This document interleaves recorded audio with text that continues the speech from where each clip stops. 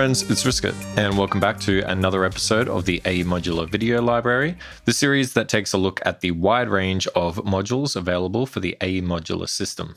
In today's video, we'll be taking a look at the noise module, giving a general overview before diving into some demo patches.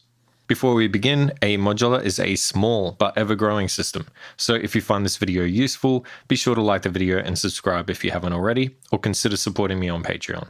The videos for this series can be found in a playlist on my channel and can be viewed in any order. Green thumbnails are used for the official Tangible Waves modules, and pink thumbnails are used to cover third-party modules. With all of that said, let's now take a look at the noise module. The noise module, like it says on the tin, outputs noise. But aside from just giving us some noise sort of sound sources to work with, it's an extremely useful module for other things such as modulation. In terms of inputs, we only have one input on this thing, and that's the CV input, which in turn controls the only control on the module, which is the rate of our noise. We've also got bus CV and bus control hooked into this thing for use with MIDI. And as far as outputs go, we've got a few different options. We've got two outputs for A or analog noise, one output for D or digital noise, and one output for C or crackle noise. As well as that, we've also got a mult on this thing so that we can duplicate other patches that we're making as we go through. Just to give you a demo of some of these sound sources that we can get with this, I'll just set up my mixer here. Sorry if there's a weird edit there. I'm going to hook up the noise module now, but I just realized I still had the effects on my Zoya. So we don't really want that messing with the sound of this thing right now. Let's have a listen to the A output, which is analog noise. Now if we play around with the rate knob, it's almost filtering out the noise. Basically, it's just making it like less dense white noise. Let's have a listen to the digital noise output. That sounds kind of cool. To me, it sounds like somebody screaming really loudly into a microphone. But really, it's more of like a bit crushed noise effect, in my opinion. Cool. Now let's have a listen to the crackle output. So this kind of just sounds like a vinyl crackle. If we play around with the rate, we'll notice that we're only getting a couple of little glitches, and I hope that this is audible right now. Slowly increase this.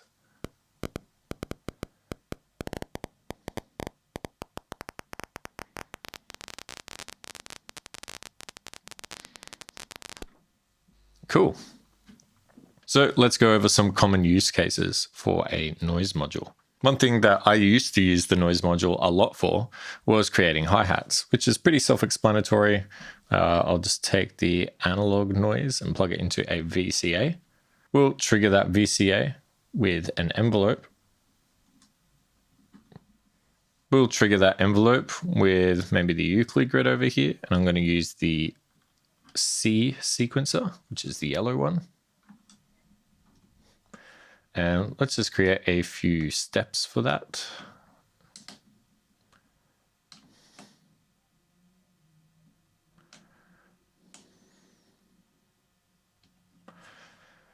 And then, of course, we need to take our VCA output and plug it into our mixer. Now, if we make the decay of this really, really tight,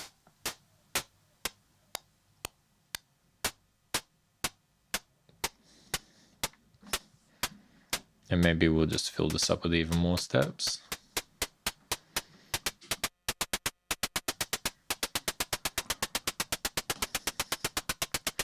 Great. Now we could take another sequence out, for example, like the blue one over here, sequence A, and let's just trigger our bass drum over here. So the reason, of course, that I've said used to use this a lot is because now I actually have a hi-hat module built into the system. So it frees up my noise module to do other things. Either way, if we put a kick drum under this,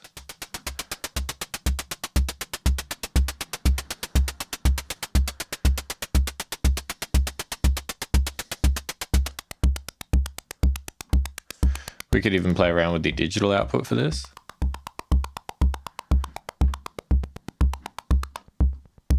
Let's go back to analog.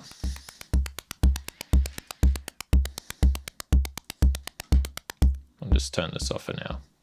Now let's explore another use case for the noise module.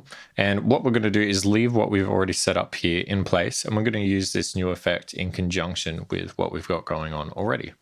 So I'm going to take the digital noise output, and I'm guessing a lot of people guess this, but we're going to plug it into a sample and hold. So right now the sample and hold isn't doing anything, and that's because we need to trigger it with something. So let's take that same sequence of the hi-hat and we'll trigger the sample and hold with that. Now we can see that this little red light is blinking and it's being re-triggered every time it receives one of the inputs from this yellow sequence down here. Now, the idea here is that I want to sort of open and close the hi-hat extremely slightly, like very, very slightly, just like you would if there was a drummer with his foot on a hi-hat and it's slowly shifting every now and then while he's sort of doing a hi-hat rhythm. Now, if we were to plug this sample and hold directly into the decay CV input on our envelope, it's going to go all over the place. So what we first want to do is attenuate this signal. So we'll plug it into the attenuator sitting right next to it. And we can turn this down and we'll see that this little light is blinking in conjunction with this one. But if we turn it down, we can sort of contain the level so that it's very minute. Then we'll take the output and we'll plug it into the decay section of our hi-hat rhythm. If we just listen to that and slowly increase this, there we go. We can hear that there's tiny little fluctuations. Now, in order to hear this for what we're doing here, I've had to turn the decay all the way down and let this control it. Because of course, it's being triggered so much that we don't really have time to hear decay opening and closing. We could just drop these steps slightly.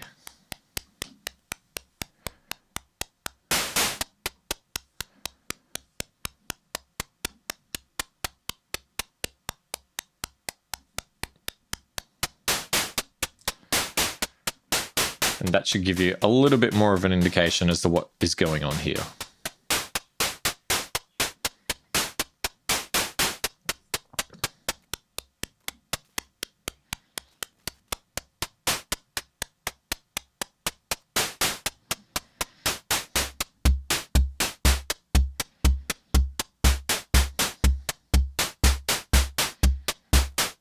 So now our rhythm is already way more interesting.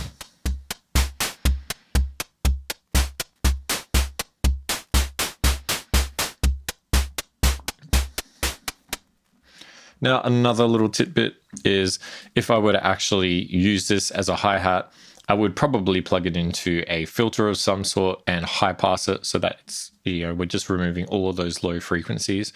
But right now, this is almost sounding a little bit more like a snare to me because we haven't filtered it. So something else that I like to do is let's take a copy of this C sequence. I'm just going to mult that. We'll plug it back into our sample and hold.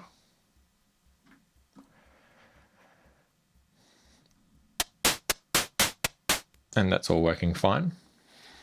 And let's take a copy of it and we'll trigger our rim shot module over here.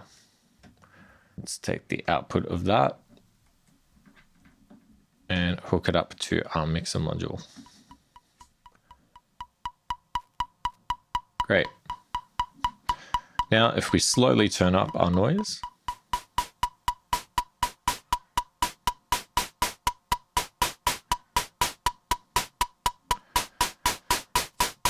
it sounds a little bit more snare-like.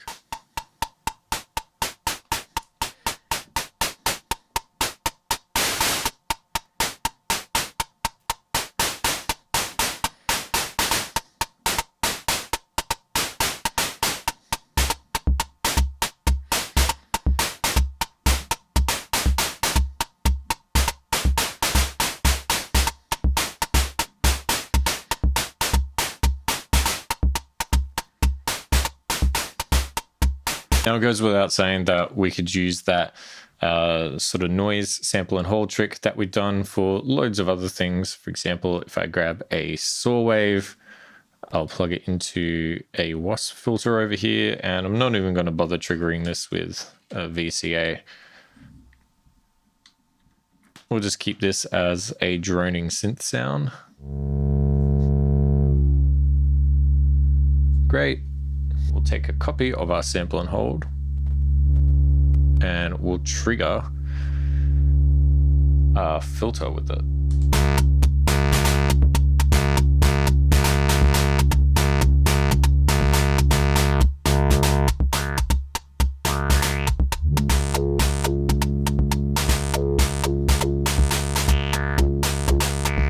If we trigger our Empress Sawyer's compressor over here,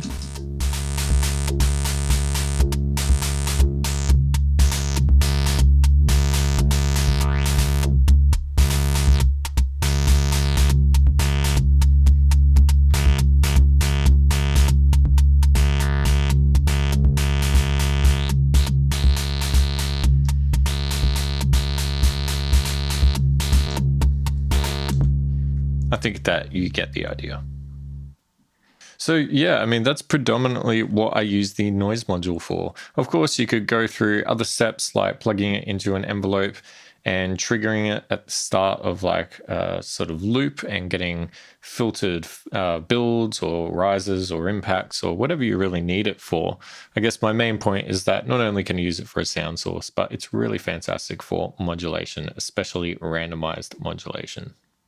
I don't really think that there's anything I have left to say about the noise module, so I hope that you like the demo patches that are about to play. Hit the like if you like, and if you don't, tell me why. Please subscribe. Check me out on Patreon, and thanks for watching. I'll see you in the next one.